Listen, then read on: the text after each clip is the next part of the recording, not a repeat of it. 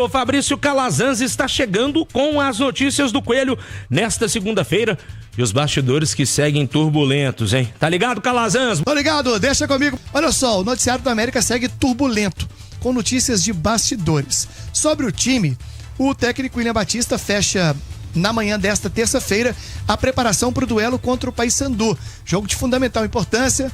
O América, como eu já destacava ontem aqui no apito final e na programação da Itatiaia, perdeu 4 posições na rodada. O América está vendo a turma da ponta se distanciar e vencendo o Paysandu. Nesta quarta-feira, o América volta a colar no G4 e não deixa essa turma se desprender, né? Ganhar asas e deixar o América para trás.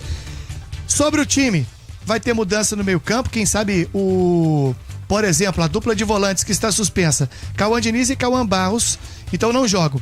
O Miqueias deve ser o titular. Será que o Joseph começa como titular pela primeira vez no Coelhão? É uma possibilidade. Sem Miguelito, suspenso preventivamente pelo STJD, sem Benítez, que agora é jogador do Goiás, o Elizari deve voltar a ser titular. Então, o América terá no mínimo 2 mudanças no meio-campo, o setor em que o técnico William Batista será obrigado a mexer mais para o duelo contra a equipe do Paysandu.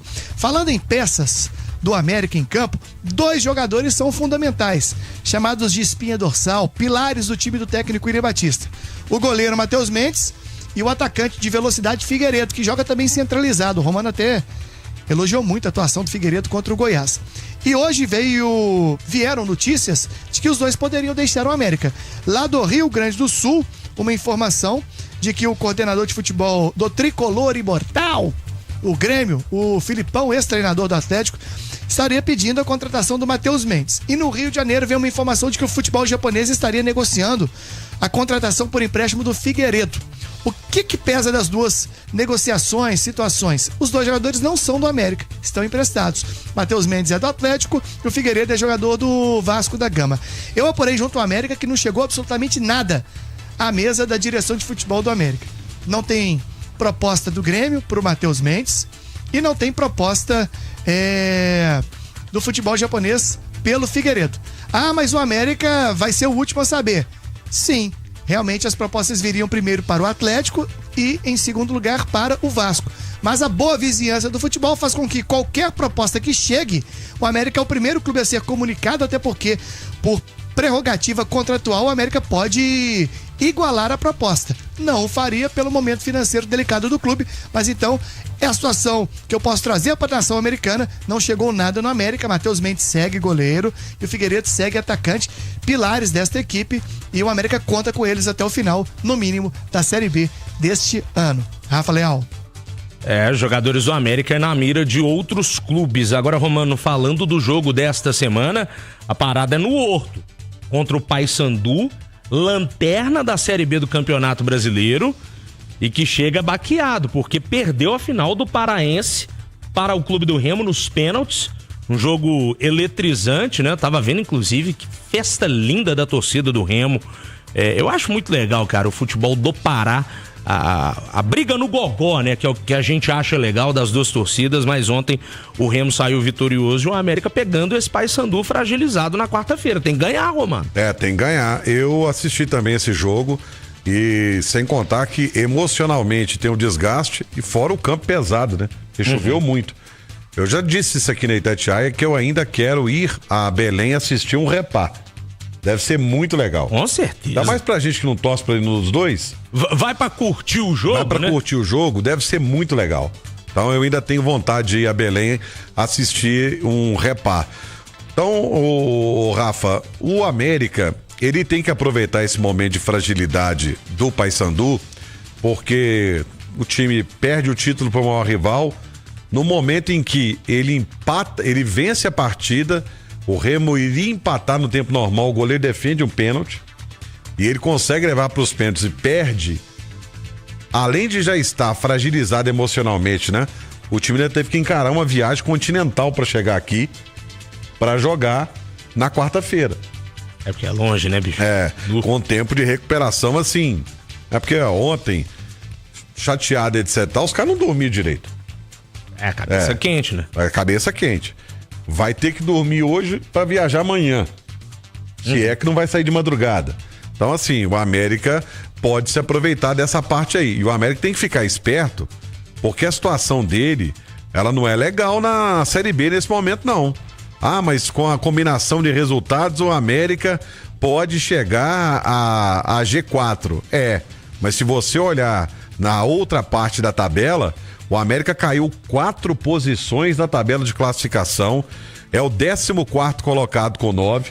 O Atlético, que venceu o Botafogo de Ribeirão Preto hoje, até que enfim, esquadrão, me dando alegria. Encostou no América, o 15º com 6, ou seja, 3 pontos só separando. E com outro detalhe, se o Volta Redonda, que já jogou, né? Mas se o América, por exemplo, perder e o Volta Redonda na próxima vencer, ou o Atlético, que volta pra casa, vencer o Novo Horizontino, ele encosta no América. O América pode cair posições, porque você ainda tem o Criciúma, que vai jogar domingo contra o CRB lá, CRB que empatou hoje contra o Amazonas, pode também dar uma encostada no América. Então a situação do Coelho, até o Volta Redonda, que pode ir a 8, não encostado no América ali. O América nesse momento, gente, ele está a 4 pontos da zona de rebaixamento. No início do campeonato sempre a distância é muito curta, né?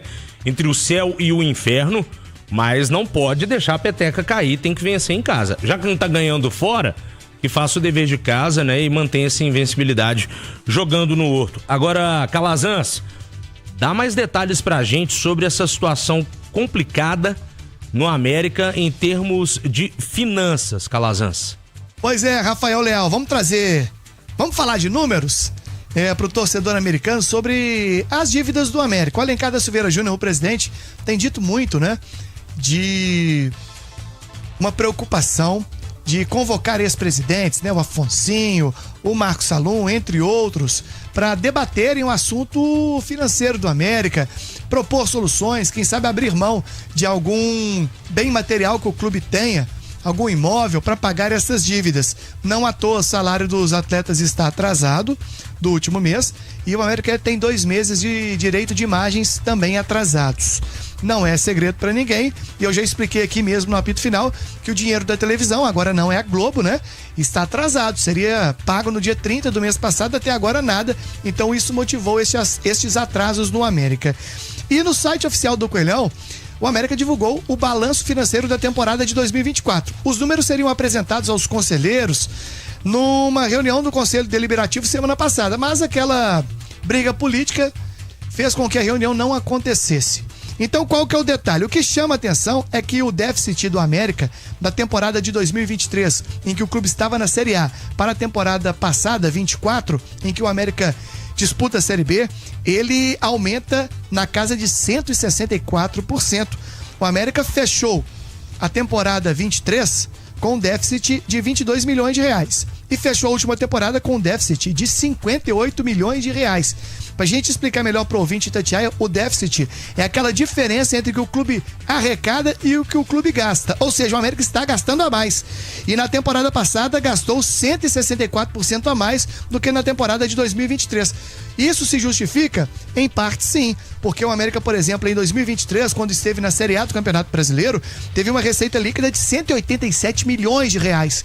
Ano passado, caiu para a Série B, foi uma renda líquida de 104 milhões de reais. Ou seja, o América ano passado arrecadou 55% só do que havia arrecadado em 2023. E aí aquele efeito dominó, né? Por exemplo, o América de dinheiro, de televisão, caiu bastante. Em 2023 recebeu 72 milhões, ano passado recebeu apenas 11 milhões. E aí cai também com publicidade, luva, marketing, teve as folhas salarial do América que inflacionou muito, né? Em 2022 e 2023, e muitos dos atletas permaneceram para a temporada 2024. Esse ano o América já deu um desafogo na folha, mas a conta não está fechando e é um efeito dominó. O América precisa tapar este buraco e por isso o sinal de alerta está ligado no CT Lana Drummond. Leal.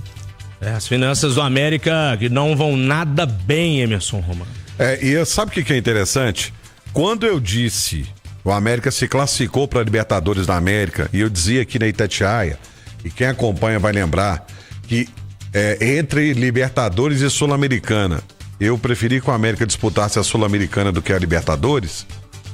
E aí teve gente que, se tem a oportunidade de classificar para Libertadores, pra que vai pra Sul-Americana? Porque gastou o que não tinha, confiando numa permanência na Série A do Campeonato Brasileiro, aí concentrou na Libertadores, foi um desastre no Campeonato Brasileiro, não tem dinheiro da Série A, a TV que patrocinava, comprava o direito da Série B, se mandou, tiveram que vender a preço de banana, não tem dinheiro da TV e o clube tá quebrado. Tá aí, ó. E eu tinha razão. Cara, eu me lembro de um papo, até comentei contigo isso em off antes da gente entrar no ar. O Bragantino, por muitos anos, por estar numa cidade, né, que é Bragança Paulista, interior de São Paulo, sempre tem cidades muito ricas, né, economia, né, que vai de vento em popa, cidades pujantes e tal. Eu me lembro da direção do Bragantino há um tempo, quando perguntada, e aí, vocês não têm um intuito, o desejo de subir para a primeira divisão do Campeonato Brasileiro, não? O Bragantino que já fez história na Série A do Brasileiro. E a direção falava abertamente, gente, nós não temos orçamento, não temos investidor, não temos torcida para segurar o time na Série A do Campeonato Brasileiro. É melhor pra gente ficar na Série B. E aí conseguiram um investidor anjo com a empresa de energético e o time cresceu e agora eles têm, né, estofo para poder alçar voos mais altos. Não tô dizendo aqui que o América tem que ficar em Série C, Série D no ostracismo, não. Mas mirar e tentar dar um passo onde a perna alcança, né? O Bragantino é um exemplo disso. E olha que eu acho o Bragantino, o América maior, com mais história e mais tradição que o Bragantino. Sem dúvida nenhuma. Sem dúvida nenhuma, né, Romano? Mas o Bragantino sempre pregou isso. E o América, talvez, nesse planejamento aí errado, né, tenha cavado o próprio buraco onde entrou, né? Deu um passo maior que as pernas. Mas aí, quando eu dizia que, porque pra Sul-Americana você não precisa fazer um investimento tão alto do que a Libertadores. E o América não tem tradição em nenhuma das duas competições. Por quê? Porque tinha que focar no Campeonato Brasileiro. Foi disputar a Libertadores, né? E aí, você tá doido, tem que disputar não sei o quê. O prejuízo tá aí, ó. O buraco caiu de divisão, perdeu cota da Série A, não avançou na Libertadores da América e agora a Série B não tem o dinheiro que tinha antes. O América, Fabrício Calazans. O América divulgou o balanço financeiro da temporada 2024 em seu site oficial. O déficit americano é maior do que 58 milhões de reais, um aumento superior a 164% em relação ao balanço da temporada de 2023, ano em que o América esteve na Série A e teve um déficit de 22 milhões de reais. Na última temporada, portanto, o América terminou devendo 58 milhões. O déficit é aquela diferença entre o que o clube arrecada e o que o clube gasta. Ou seja, o América está gastando muito mais do que está arrecadando. E alguns números pesam para isso, como por exemplo, a queda vertiginosa de receita. A receita líquida do América, por exemplo, na temporada de 2023, foi na casa de 187 milhões. Na última temporada, o América arrecadou 104 milhões.